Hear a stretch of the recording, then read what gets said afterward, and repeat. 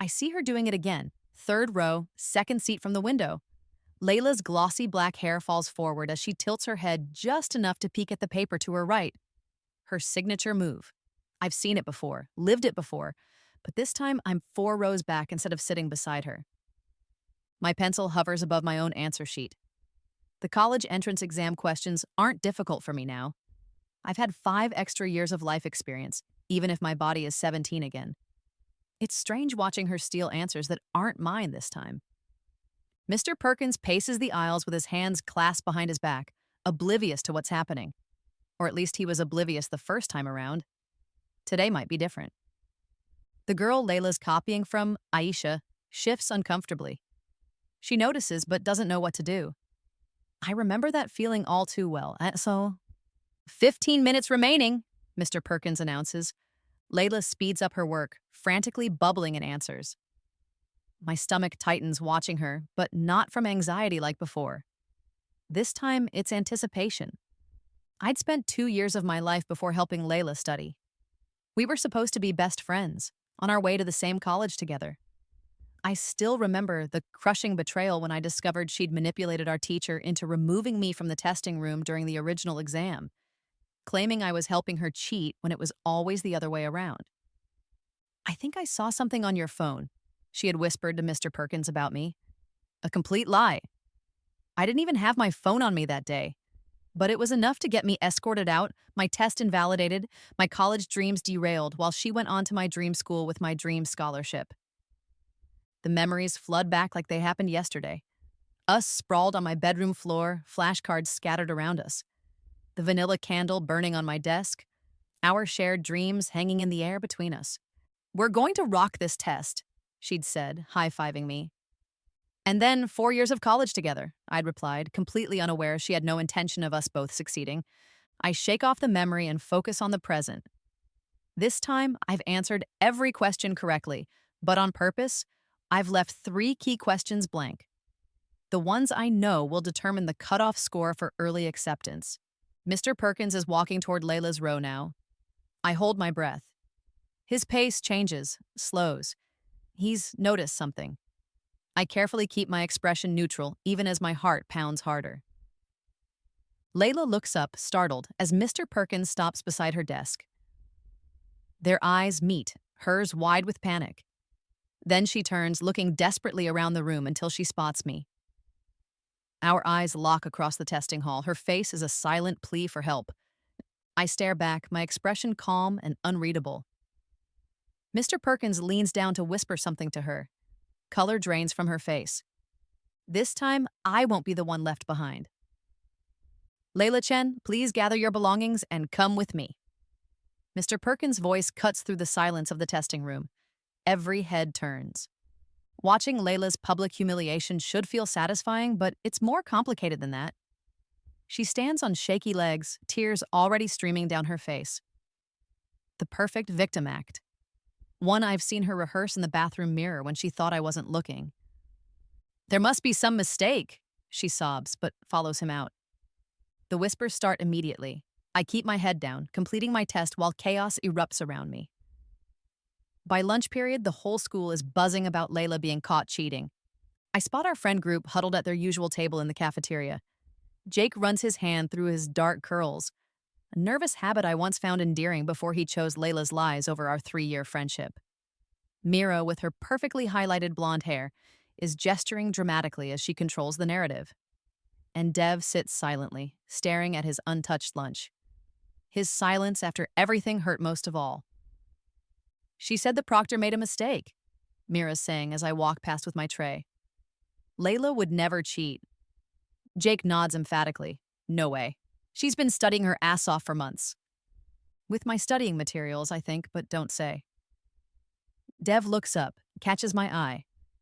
For a second, something passes between us. Recognition, maybe? But he quickly looks away. I sit alone at an empty table, the whispers following me. 5 years of living with the consequences of what happened next has prepared me for this isolation. I can handle it now. Last time it broke me. When I get home that afternoon, I hear my parents before I see them. "It's going to be a disaster for their family," Mom says. She's pacing the kitchen in her real estate blazer. If this gets out publicly, the Chens have weathered worse, Dad replies.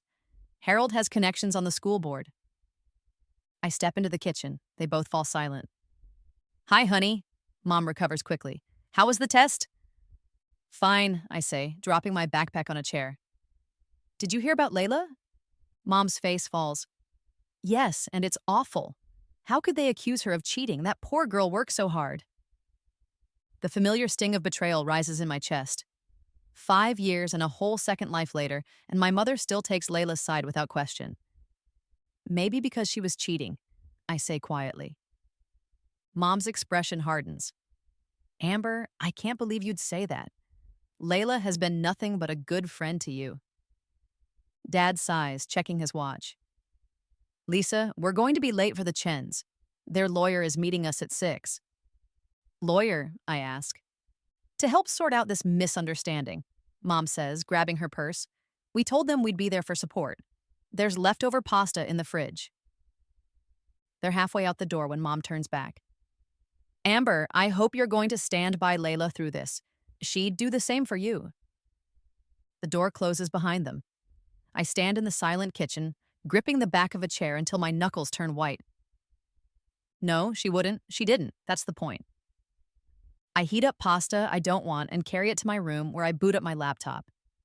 It doesn't take long to find what I'm looking for, the school handbook section on academic dishonesty. In my previous life, I never thought to look here for recourse. A knock on my door startles me. I close the handbook as my dad pokes his head in. Forgot my good tie, he explains. Hey, about Layla. I know, stand by her, be supportive, I recite mechanically. Dad shifts uncomfortably. It's just, the Chens have been very good to our family. Your mother's entire real estate business depends on their referrals. My heart sinks. In my previous life, I never understood why my parents so readily believed Layla over me. Now the pieces are falling into place.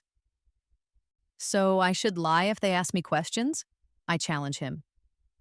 Dad won't meet my eyes. Just remember who your friends are, Amber.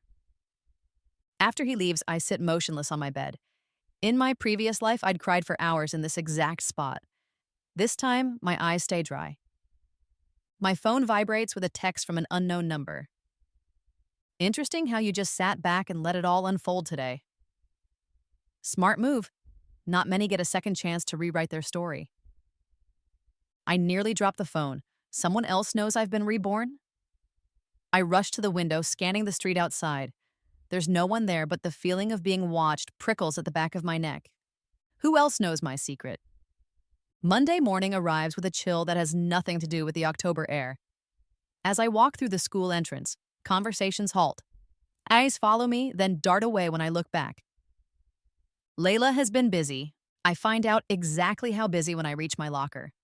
Someone has taped a crude drawing of me holding a sign that says snitch in red marker. I calmly remove it, fold it neatly, and place it in my bag as evidence. She's saying you set her up, says a voice behind me. It's Dev, looking uncomfortable in his faded hoodie, hands stuffed in his pockets. Is that what you think too? I ask, arranging my books carefully. I don't know what to think, he admits. But the whole group is icing you out. I close my locker. Thanks for the warning. Amber, he starts, but Mira appears, hooking her arm through his. Dev, we're going to be late, she says pointedly, not acknowledging me. I watch them walk away, remembering how in my previous life, this isolation had devastated me.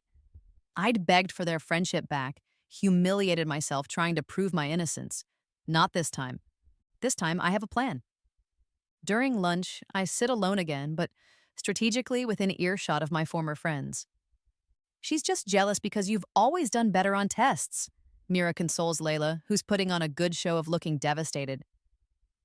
I don't understand why she'd try to frame me, Layla sniffles. I've always helped her study. My grip tightens on my water bottle. The reverse was true, but only I remember that reality now. Jake puts his arm around Layla. Don't worry, no one believes you cheated. I bite back a bitter laugh. Everyone believed it about me without question last time. After school, I don't go home. Instead, I head to the public library with my laptop. Time to execute the first phase of my plan. In my past life, I deleted all my communications with Layla after our falling out, erasing potential evidence. This time, I've carefully preserved everything. I scroll through 2 years of text messages until I find what I need. Layla, 9/15. Can I see your physics answers just to check mine? Layla, 10/20. OMG, thank you for letting me copy your bio homework. Saved my life. Layla, 11/30. Delete this after, but can you somehow let me see your answers during the calc test tomorrow? My dad will kill me if I fail again. Dozens of similar exchanges. I carefully compile them into a document, alongside screenshots of identical homework assignments submitted minutes apart. As I work, I maintain an expression of hurt confusion whenever anyone from school walks by. The betrayed best friend, retreating from social conflict, exactly what they expect to see. What they don't see is me emailing Victoria Grant, the one school board member who had questioned Layla's story in my previous life, only to be outvoted by Harold Chen's golf buddies. Dear Miss Grant, I have information regarding academic dishonesty patterns that may be relevant to the current investigation involving Layla Chen. I attach my evidence, careful to maintain a tone of reluctant civic duty rather than vengeance. 3 days later, my careful groundwork bears fruit. I'm in history class when the school newspaper hits the stands with a special edition. Cheating scandal widens. Pattern of academic dishonesty alleged. The article doesn't name me as a source, but it quotes substantial evidence, including text messages, that show Layla's history of academic fraud. By fourth period, the school is a hornet's nest of whispers. Jake is notably sitting apart from Layla at lunch.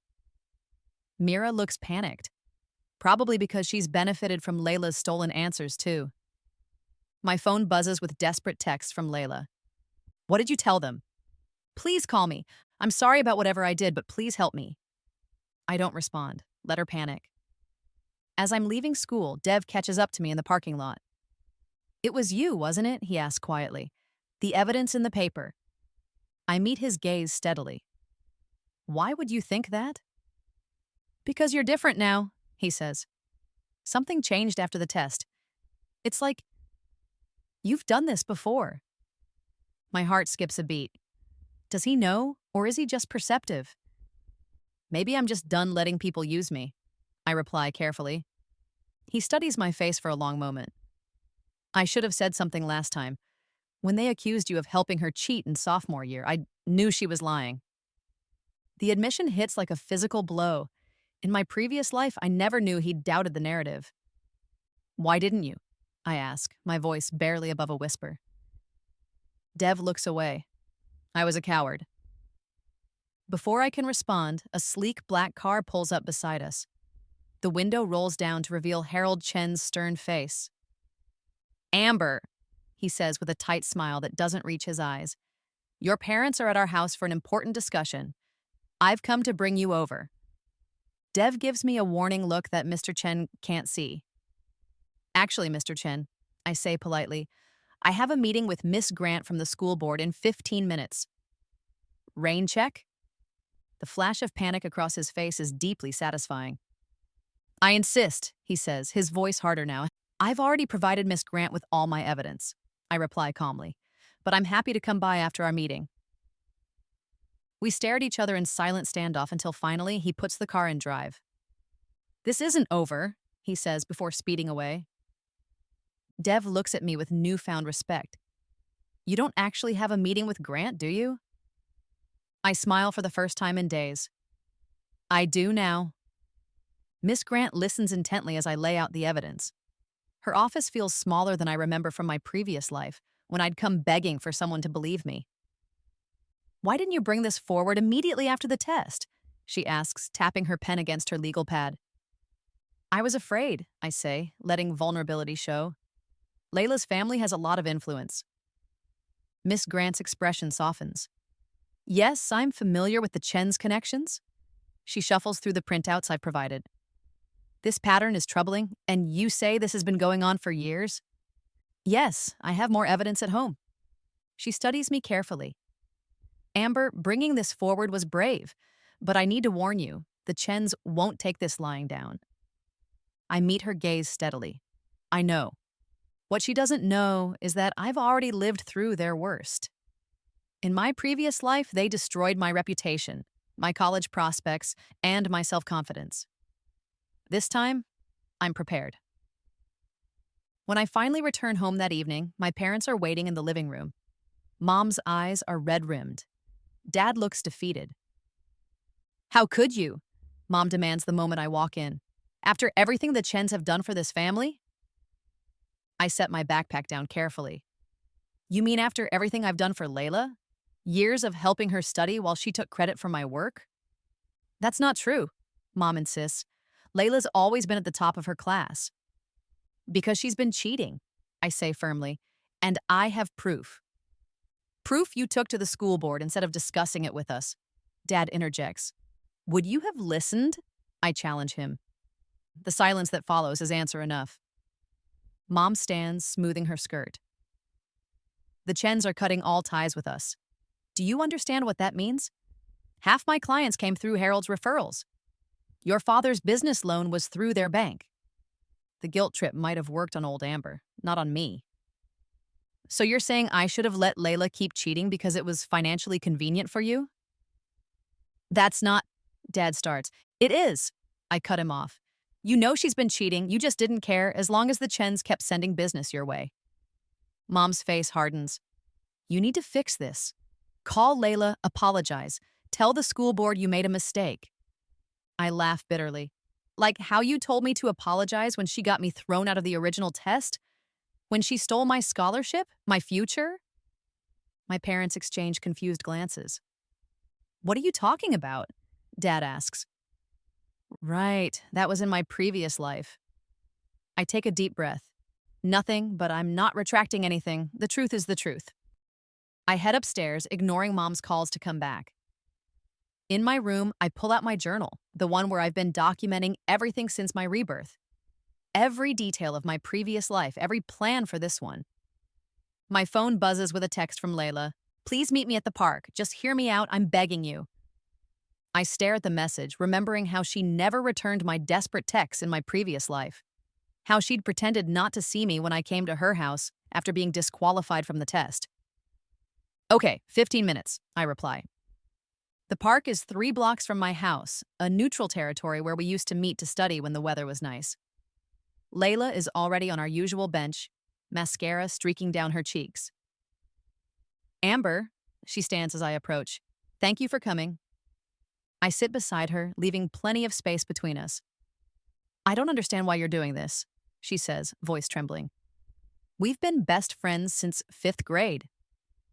Are we? I ask calmly. Best friends don't use each other. Is this about me looking at Aisha's test? I was panicking. It was a one-time mistake. We both know that's not true. Layla's expression shifts slightly, the first crack in her victim facade.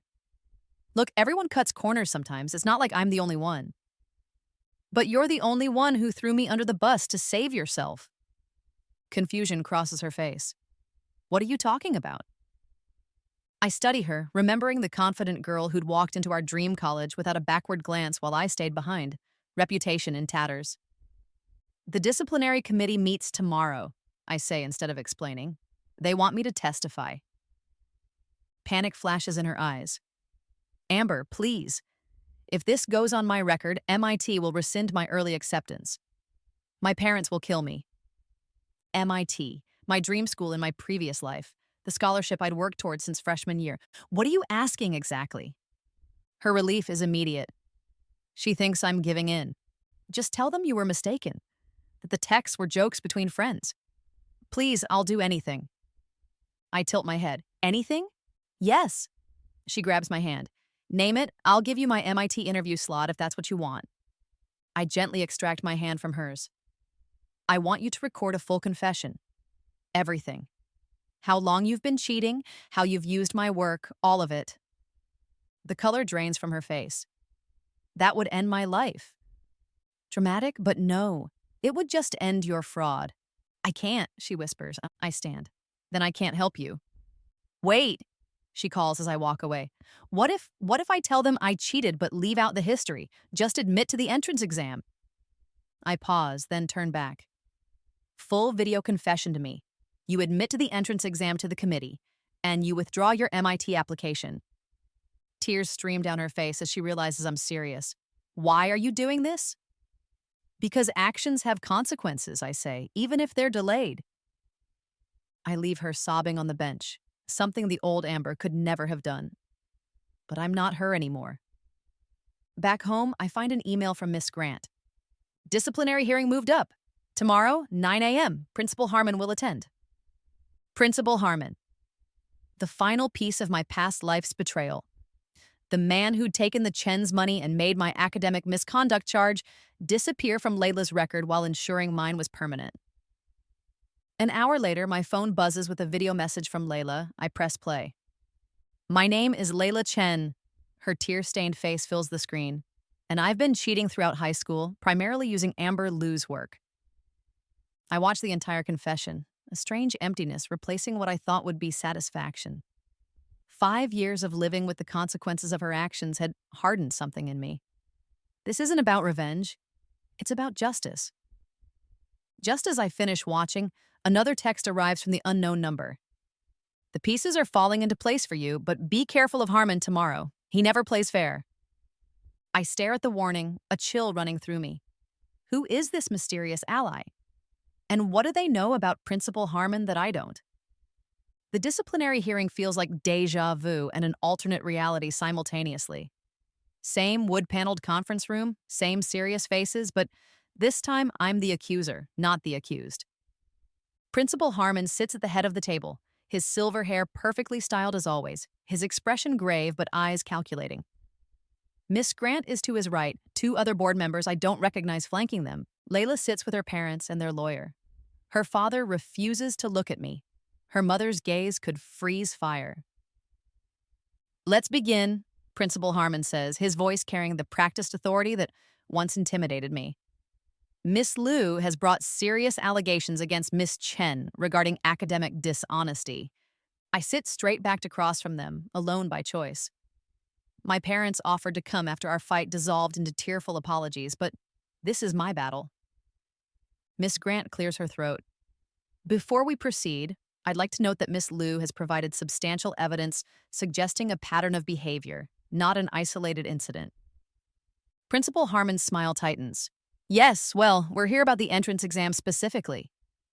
Actually, I interject, I believe academic integrity cases should be viewed comprehensively. Harmon's eyes narrow slightly. Miss Liu, the committee will determine the scope of this investigation. Of course, I reply pleasantly. I just want to make sure the committee has all relevant information before Layla shares her statement. The Chen's lawyer leans forward. My client is prepared to address the entrance exam incident only. Actually, Layla says softly, I want to make a full statement. Her parents and lawyer turn to her in unified shock. She avoids their eyes, looking only at me. I cheated on the entrance exam, she continues. I looked at another student's paper, but that's not all. She takes a shaky breath. I've been using Amber's work throughout high school. I've copied her homework, used her study materials without credit, and she falters. Go on, Miss Grant encourages, and I'm withdrawing my MIT application. Layla finishes, eyes downcast. The room erupts. Mr. Chen begins shouting in Mandarin at his daughter. The lawyer frantically whispers in Layla's ear. Principal Harmon calls for order. This is clearly an emotional response to peer pressure. The lawyer recovers. My client is under duress. I pull out my phone, set it on the table. I have Layla's voluntary confession on video, if the committee needs to verify she's not under duress. Principal Harmon pales visibly. That won't be necessary. Miss Chen has admitted to the charge at hand. But shouldn't the committee be concerned about the broader pattern? Miss Grant presses, especially given Miss Chen's early acceptance to MIT? Harmon adjusts his tie. The committee will deliberate on appropriate consequences. For now, Miss Chen is suspended pending further investigation. And what about Principal Harmon's role? I ask calmly. The room goes silent. Excuse me, Harmon says, voice dangerously low. I meet his gaze without flinching. In reviewing my evidence, I found some irregularities in how previous academic dishonesty cases have been handled. Specifically, disparities in consequences based on, shall we say, family connections? Miss Grant's eyebrows shoot up as she turns to Harmon. This is outrageous, he sputters. Miss Liu, you are out of line. Am I? Because I've compiled a report comparing disciplinary outcomes for students from donor families versus non-donors. The statistical disparity is troubling. Mr. Chen stands abruptly. We're done here, Layla. We're leaving. Sit down, Harold, his lawyer hisses. Walking out now looks like an admission of guilt. The tension in the room is unbearable as Mr. Chen slowly retakes his seat. Miss Grant clears her throat. I think we need to schedule a separate meeting to address these additional concerns. Principal Harmon, the board will want to review Miss Liu's report. Harmon's face has gone from pale to flushed. This hearing is adjourned. The committee will issue its decision regarding Miss Chen by tomorrow. As everyone files out, Layla tries to approach me, but her father roughly pulls her away. Principal Harmon exits without looking at anyone. Miss Grant touches my arm as I gather my things. That was quite something. Are you okay? I'm fine, I assure her, though my heart is racing. Your report on disciplinary disparities, I'd like to see it as soon as possible. I nod. I'll email it to you today. Outside, I take deep breaths of the crisp autumn air. In my previous life, I'd left this same building in tears, my academic future in shambles. Today, I walk out with my head high. My phone buzzes with a text from Dev. Heard what happened. Can we talk? Coffee at Blackbird in 20? I hesitate, then reply, okay, Blackbird Cafe is quiet on a weekday morning. Dev is already at a corner table with 2 steaming mugs when I arrive. I ordered your usual, he says as I sit. Lavender latte with almond milk. You remember how I take my coffee? I'm genuinely surprised. I remember a lot of things, he says, his expression unreadable. Like how you used to help Layla with calculus every Tuesday? How you shared your lit essays with her because she said she needed inspiration? How you stayed up all night helping her prep for the SAT? I wrap my hands around the warm mug. If you knew all that, why didn't you say anything when she accused me of cheating sophomore year? Dev looks down. Because I was scared. The Chens, Harmon, the whole system. It felt too big to fight. He meets my eyes. But you're doing it? And not like someone taking a wild swing, but like someone who's mapped out every move. I sip my coffee to avoid responding immediately. He's too perceptive. How did it go at the hearing? He asks when I don't speak. Layla confessed. She's suspended pending investigation, and Harmon's in trouble. Dev gives a low whistle. Impressive, but dangerous. Harmon has friends on the school board and the town council. I'm counting on it, I say before I can stop myself. He leans forward. What aren't you telling me, Amber? It's like, overnight you turned into a different person. A person with a plan and no fear. The question hangs between us. In my previous life, Dev and I had drifted apart after the cheating scandal. I never knew he harbored doubts about Layla's story. I never got to see the person he might have become. If I told you, I say carefully, you wouldn't believe me. Try me. I study him, the earnest brown eyes, the slight furrow between his brows when he's concerned. The same Dev, but somehow different too. Before I can decide what to reveal, my phone buzzes with an email notification. From an unfamiliar address with the subject, your grandmother's final request. Excuse me, I murmur, opening it. Dear Miss Liu, my name is Edwin Mercer, attorney for the late Margaret Liu. Although your grandmother passed away 5 years ago, I was instructed to contact you on your 18th birthday, which I understand is tomorrow. There are matters of significant importance to discuss. Please visit my office at your earliest convenience. Address and contact details attached. I stare at the screen, my coffee forgotten. My grandmother died of cancer when I was 12. 6 years ago in this timeline, 11 in my previous life. We were close, but she lived in Boston, so visits were rare. What could she possibly have left that required waiting until my 18th birthday? Bad news? Dev asks, noting my expression. I'm not sure, I say, tucking my phone away. I need to go. He catches my wrist gently as I stand. Amber, whatever you're doing, whatever your plan is, be careful. And if you need help, I'm here this time. This time. Such an odd choice of words. I search his face. Why do you say it like that? This time, something flickers in his eyes. Fear? Recognition? Just a figure of speech, he says, releasing my wrist. Good luck tomorrow. As I walk away, I can't shake the feeling that Dev knows more than he's saying. Just like the mysterious texter. Just like this unexpected message from my long-dead grandmother. Tomorrow, I turn 18. Again. And somehow, I think it's going to be even more life-changing than the first time around. The law offices of Mercer and Associates occupy the entire top floor of the tallest building in our small town.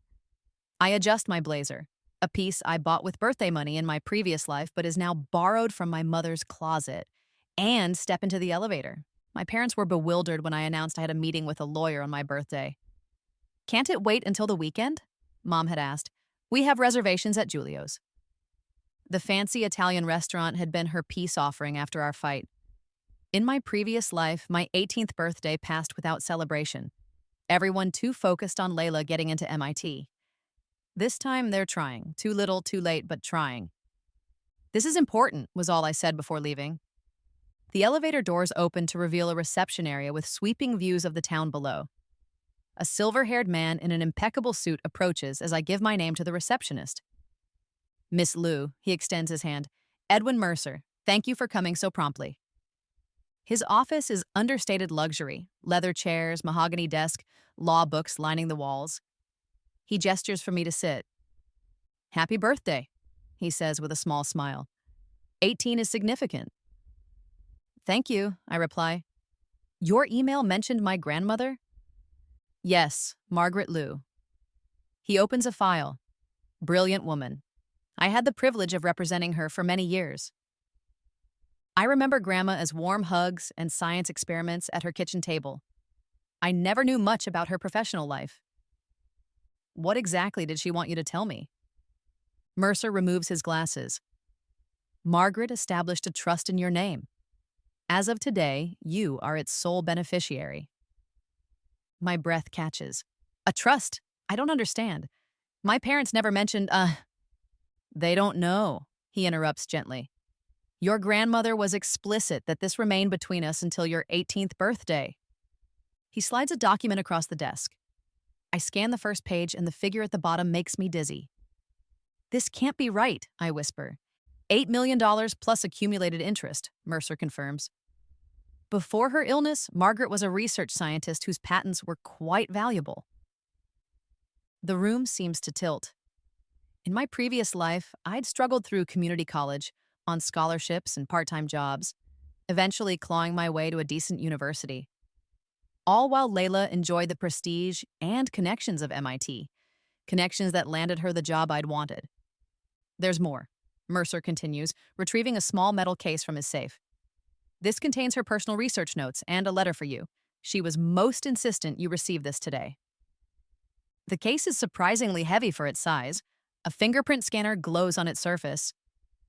Only your print will open it, Mercer explains. Margaret was particular about security. I press my thumb to the scanner. After a moment, the case clicks open. Inside is a sealed envelope and a small device resembling a portable hard drive. On top is a handwritten note. For Amber, when time circles back. My heart nearly stops when time circles back, as if she knew about my rebirth. Mr. Mercer, my voice shakes slightly, what exactly did my grandmother research? Officially, neural pathway mapping and consciousness transfer in medical applications.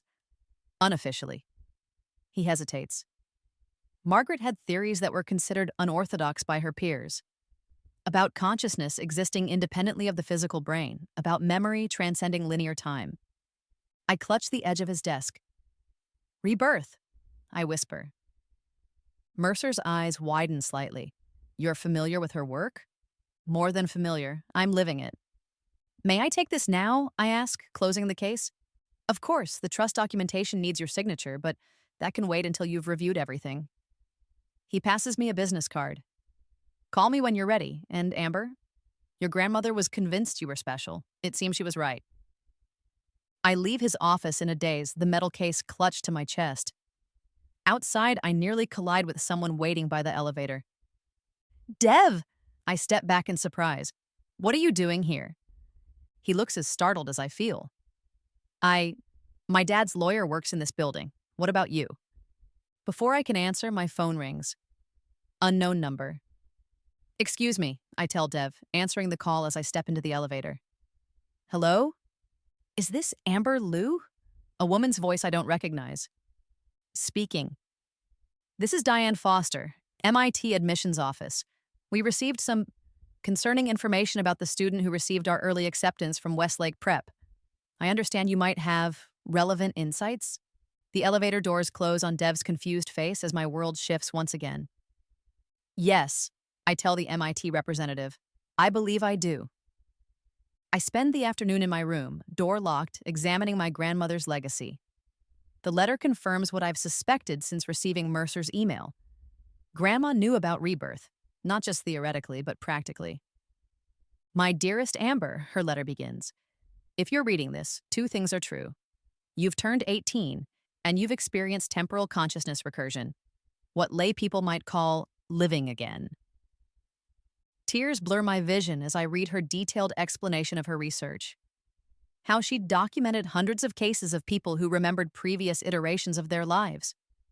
How she believed certain traumatic events could send consciousness back to a crucial juncture for a second chance. I recognized the potential in you when you were just a child, she writes. The particular way you processed information, your unusual memory patterns, classic markers for TCR candidates. I couldn't tell you then, but I could prepare for when you might need this information. The hard drive contains her complete research, decades of work, documentation of other reborn individuals, and mathematical models of consciousness that make my head spin. In my previous life, I'd studied engineering, not theoretical neuroscience. The final paragraph of her letter hits me hardest. Use this second chance wisely, my darling. Few get the opportunity to rewrite their story. The money will help, but it's your choices that will truly change your path. And remember, you may not be the only one who's come back, not the only one. The mysterious texts, Dev's odd comments, this time. My phone buzzes with a text from the unknown number. Meet me at the lighthouse, 7 p.m. Come alone. The lighthouse at the edge of town has been abandoned for decades. In high school, it was a popular spot for parties and meetups, but I've never gone there alone. Curiosity overrides caution. I have to know who's been watching me, who knows my secret. Dusk is falling as I park near the old lighthouse. The structure rises against the darkening sky, a silhouette from another time. Fitting, I think wryly. A figure waits at the base. As I approach, they turn. I was starting to think you wouldn't come, Dev says. It was you? I stop several feet away. The texts? He nods. I didn't know how else to reach out, how to tell you that. He takes a deep breath. That I remember too. The world seems to still around us. Remember what? I ask, needing to hear him say it. Everything. The original test. Layla stealing your scholarship. You going to community college while she went to MIT? His voice breaks slightly. Me doing nothing to help you. And then 5 years later, waking up back in senior year with a chance to do it differently. My legs feel weak. I sit heavily on a nearby rock. How? I whisper. I don't know, Dev admits, sitting beside me. One moment I was at my desk, writing you an email I'd put off for years, trying to finally apologize for being a coward. The next, I was waking up in my teenage bedroom with 5 years of memories no one else had. Except me, I say softly. Except you. He looks at me with wonder. I thought I was losing my mind until I saw your face that first day back in class. The way you watched Layla, you looked knowing. Like you had a plan. I do. That's why I've been following your lead, he says, letting you call the shots. But after seeing you at Mercer's office today, I knew it wasn't coincidence anymore. I think of my grandmother's letter, not the only one. Dev, I say carefully, do you know about my grandmother's research? He shakes his head. What research? I make an instant decision. Come with me. Back at my house, we sit cross-legged on my bedroom floor, Grandma's research spread between us. Dev reads with increasing amazement. This is incredible, he breathes. She documented dozens of cases like ours. She called it temporal consciousness recursion, I finish. And apparently, we're not the first pair to return together. What does that mean for us? He asks. For what we're doing with Layla and Harmon? It means we have an advantage they can't possibly understand. I pull out my grandmother's trust documents. And now we have resources too. Dev's eyes widen at the figures. Amber, this changes everything. It does, I agree, but first, we finish what we started.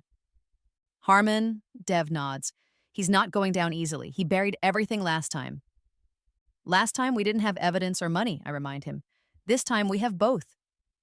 Dev looks at me differently now, with respect, but something else too. You know, 5 years after graduation, when I finally worked up the courage to email you, it wasn't just to apologize. No, I wanted to tell you that letting you down was the biggest regret of my life, that I'd thought about you every day since. The confession hangs between us, a bridge between two timelines, two versions of ourselves. We get a do-over, I say softly. How many people can say that? Dev reaches for my hand, tentatively. When I don't pull away, he intertwines his fingers with mine. What's the next move? He asks. I smile, feeling truly powerful for the first time in either of my lives. We take down a corrupt principal. We reclaim our futures. And we make sure Layla Chen learns that actions have consequences in every timeline. Principal Harmon's face is an interesting shade of purple as he reads the board's decision. We're back in the same conference room, but the power dynamics have shifted dramatically. Effective immediately, Layla Chen is disqualified from the college entrance examination and prohibited from representing Westlake Preparatory in any academic capacity, he reads stiffly. Furthermore, the board recommends a review of all academic honors previously awarded to Miss Chen. Layla sits between her parents, eyes downcast. Mrs. Chen dabs at tears with a monogrammed handkerchief. Mr. Chen's jaw is clenched so tight I worry for his teeth. Additionally, Harmon continues, each word clearly painful. The board has initiated an independent audit of disciplinary procedures at Westlake Preparatory, focusing on potential disparities in treatment based on donor status. Miss Grant catches my eye across the table and gives an almost imperceptible nod. My report on Harmon's favoritism landed exactly as intended. Miss Liu, Harmon turns to me with forced politeness, the board extends its apologies for any prior mishandling of academic integrity concerns you may have raised. Translation, they know I have them cornered and they're covering their backs. Thank you, I say simply. The meeting concludes with tense formalities.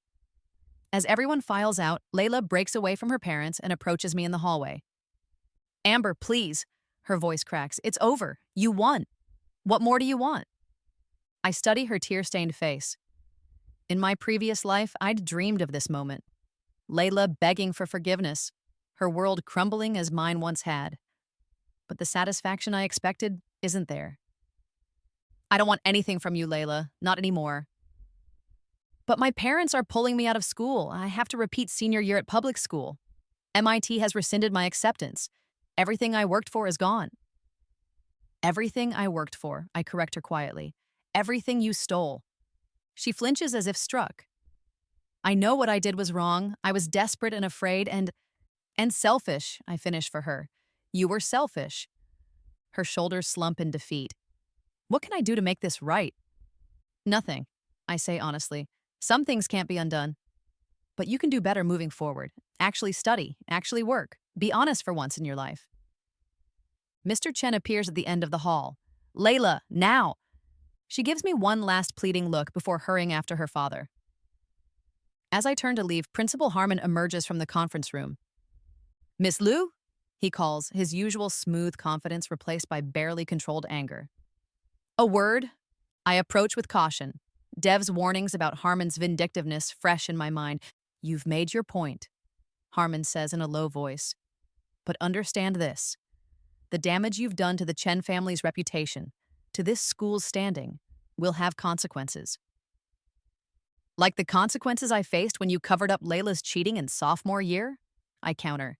When you let her steal my scholarship? Confusion flickers across his face before he recovers.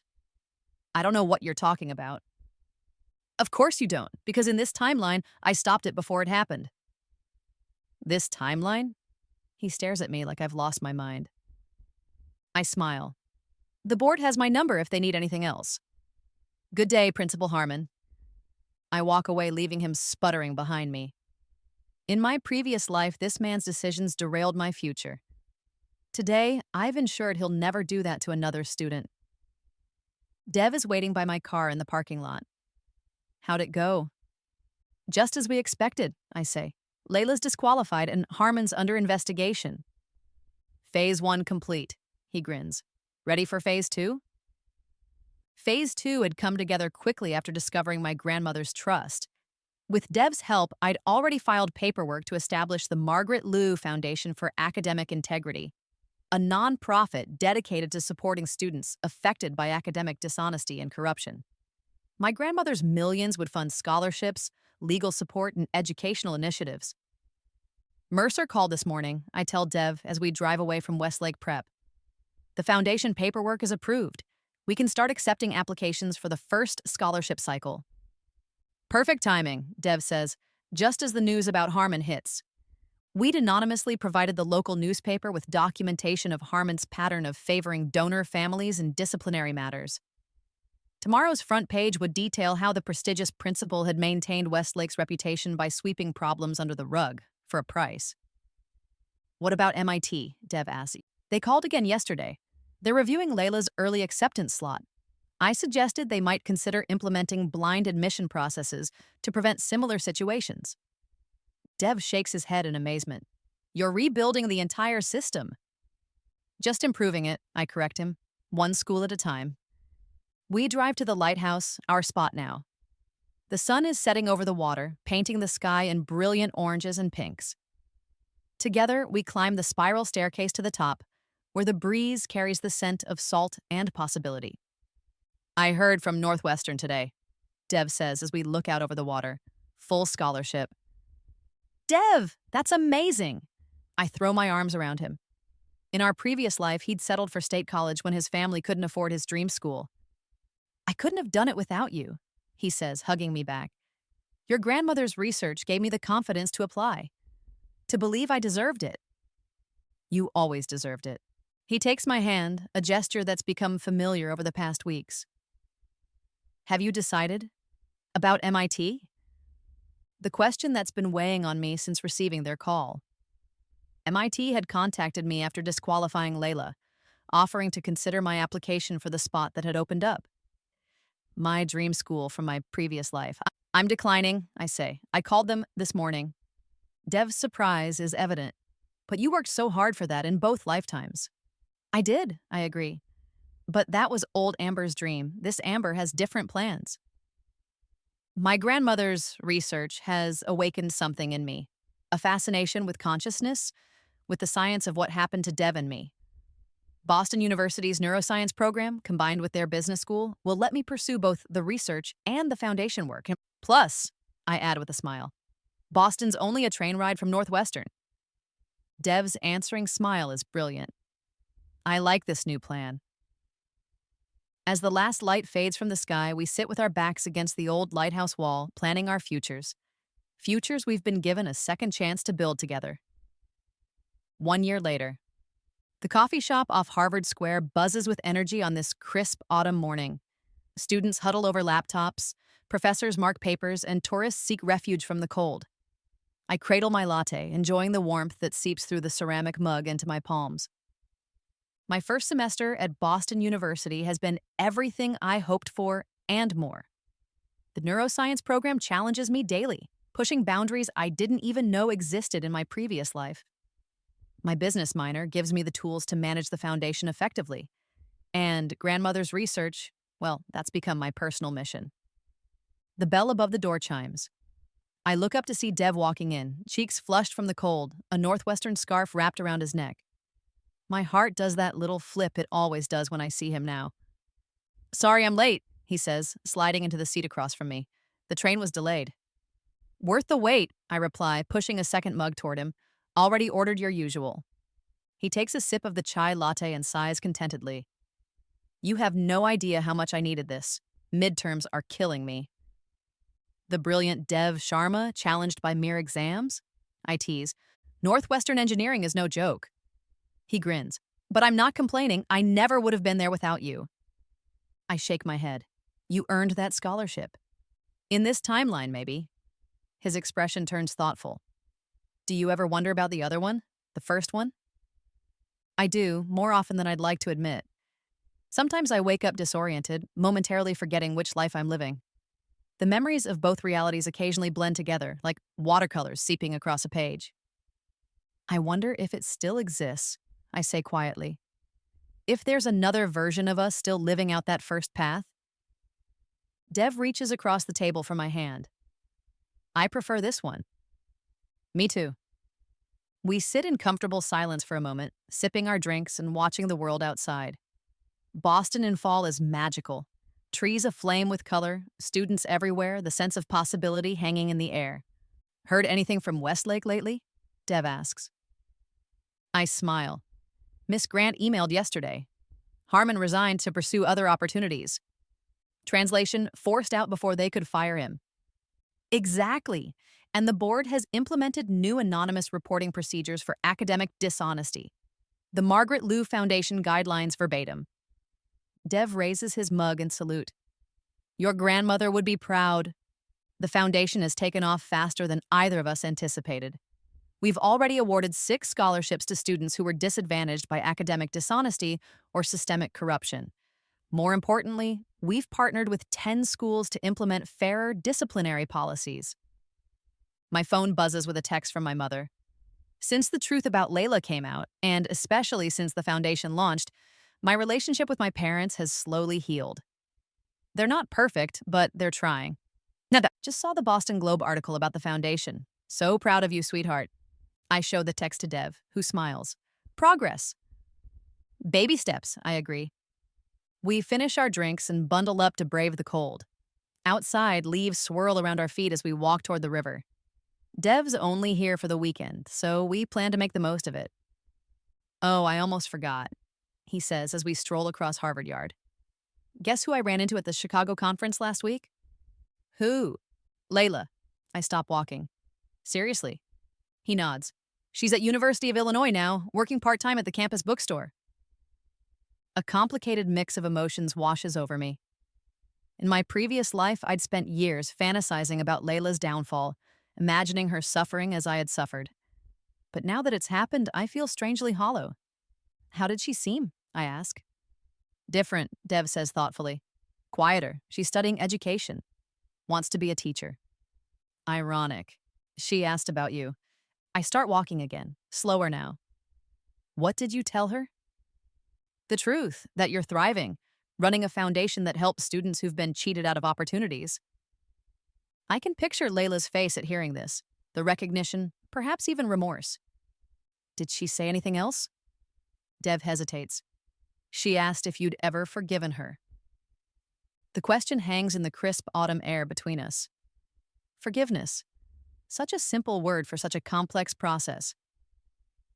What did you tell her? I ask quietly. That she'd need to ask you herself. We reach the river, where the water reflects the fiery foliage like a mirror. Students row past in long boats, their movements synchronized, powerful.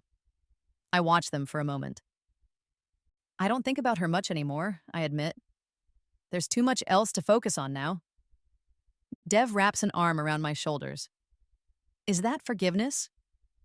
Maybe it's something else, moving on perhaps. He kisses the top of my head. Works for me. We walk along the riverbank, planning our weekend. Dinner with my new roommate tonight, the museum tomorrow, perhaps a concert Sunday before Dev catches his train back to Chicago. Normal college student activities, normal life. Except our lives will never be entirely normal, will they? Not with the knowledge we carry. Not with the second chance we've been given. As if reading my thoughts, Dev says, I've been thinking about your grandmother's research. About why us? Why did we both come back? It's a question I've been exploring in my independent study project. According to Grandma's notes, temporal consciousness recursion is incredibly rare, and paired recursion, 2 people returning together, even rarer.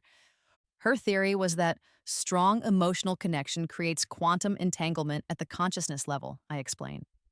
That in moments of extreme regret focused on the same event, entangled consciousnesses can sometimes, very rarely, snap back together. Like you regretting losing your future and me regretting not standing up for you? Exactly. Dev contemplates this for a moment. So basically, we rewrote time because I couldn't stop thinking about you for 5 years. I laugh, but there's truth in his words. Something like that. Worth it, he says simply. The autumn sun catches in his dark eyes, warming them to amber. In this moment, with the river flowing beside us and the trees burning gold and crimson above, I feel a sense of peace I never found in my previous life. Second chances are rare. Most people stumble through life making mistakes they can never undo, carrying regrets they can never resolve. But Dev and I have been given something precious, the opportunity to rewrite our story, to choose a different path. We should document this, Dev says suddenly, for future recursion cases. My independent study is already... No, I mean us, our experience, all of it. I consider this a case study for my grandmother's research and a record in case we ever... He hesitates. Forget? I finish for him. Do you think that's possible? He shrugs. Who knows? But I don't want to forget any of this. Not the bad parts from before, and definitely not the good parts now. I squeeze his hand. Then we'll document everything, together. As we continue our walk, I think about the journal I've kept since my rebirth. Every detail of both timelines, every emotion, every revelation. Maybe someday it will help another recursion case understand what's happening to them. Or maybe it will simply remain our private history, the story of how we got a second chance and made it count. The afternoon stretches before us, full of possibility. Behind us lies a past we've rewritten, and ahead waits a future entirely of our making. Some people spend their whole lives wondering, what if? Dev and I don't have to wonder. We know exactly what the other path held, and we chose this one instead. Together. I look up at the clear blue sky, feeling the crisp air fill my lungs. Time circles back for very few. For most, life flows in one direction only. Choices made and consequences endured with no chance for revision. But not for us, not this time.